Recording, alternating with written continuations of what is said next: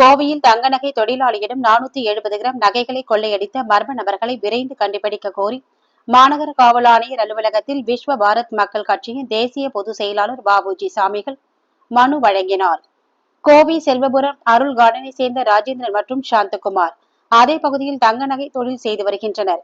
இருவரும் கோவையிலிருந்து விழுப்புரத்திற்கு தங்க நகைகளை எடுத்து சென்று அங்குள்ள நகை கடைகளுக்கு விற்பனை செய்வதை வழக்கமாக கொண்டுள்ளார். இந்நிலையில் கடந்த திங்கட்கிழமை ராஜேந்திரன் மற்றும் சாந்தகுமார் ஆகிய இருவரும் இருசக்கர வாகனத்தில் தங்க நகைகளோடு செல்வபுரம் அருள்கார்டன் பகுதியில் சென்று கொண்டுள்ள பொழுது மர்ம நபர்கள் அருவாளால் இருவரையும் தாக்கி 470 கிராம் தங்க நகைகளை பறித்து சென்றனர். சுமார் 25 லட்சம் மதிப்புடைய தங்க நகைகளை கொள்ளையடித்து சென்ற இச்சம்பவம் தங்க நகை தொழிலாளிகளிடையே பெரும் அச்சத்தை ஏற்படுத்தி உள்ளது.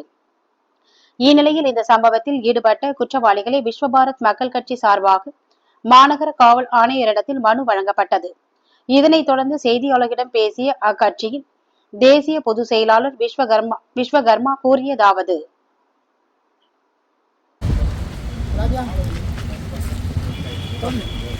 பாரத் பீப்புள் பார்ட்டி விஸ்வகர்மா சமாஜ் மக்கள் கட்சி கடந்த 2-3 நாட்களுக்கு முன்பாக கோவை செல்வபுரம் செட்டி வீதி பகுதியிலே விஸ்வகர்மா சமாஜத்தைச் சேர்ந்த தங்கநகை தொழிலாளி ராஜேந்திரன், சாந்தகுமார் என்பவர்கள் பைக்கில் வரும்பொழுது மர்ம நபர்களால் அரிவாளில் விஸ்வபாரத் மக்கள் கட்சியின் சார்பாக இந்த சம்பவத்தில் ஈடுபட்டுள்ள மர்ம நபர்கள் இந்த குற்றவாளிகளுக்கு தகுந்த தண்டனை கிடைக்க வேண்டும் என்பதற்காக வேண்டியும் அலுவலகத்திலே விஸ்வபாரத் மக்கள் கட்சியினுடைய தேசிய பொதுச் செயலாளர், மாநில தலைவர் மற்றும் தங்கநகை பிரிவு செயலாளர், இளைஞரணி செயலாளர், மகளிர் அணியர் மற்றும் இளைஞரணியைச் சேர்ந்த அனைவருடைய சார்பாகவும் இன்று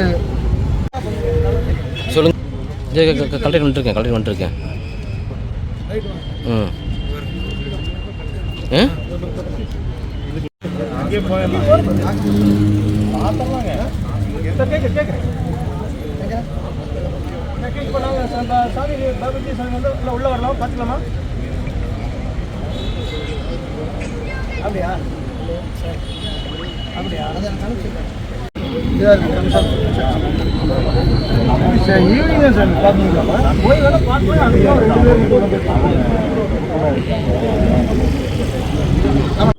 விஸ்வபாரத் மக்கள் கட்சி, விஸ்வகர்மா சமாஜ் மக்கள் கட்சி கடந்த 2-3 நாட்களுக்கு முன்பாக திங்கட்கிழமை இரவு 10:30 மணி அளவிலே கோவை செல்வபுரம் செட்டி வீதி குளத்தருகிலே ராஜேந்திரன் என்பவரை அரிவாளால் மர்ம நபர்கள் தாக்கி 250 கிராமுக்கு மேல் தங்க நகை பறித்து சென்று விட்டார்கள்.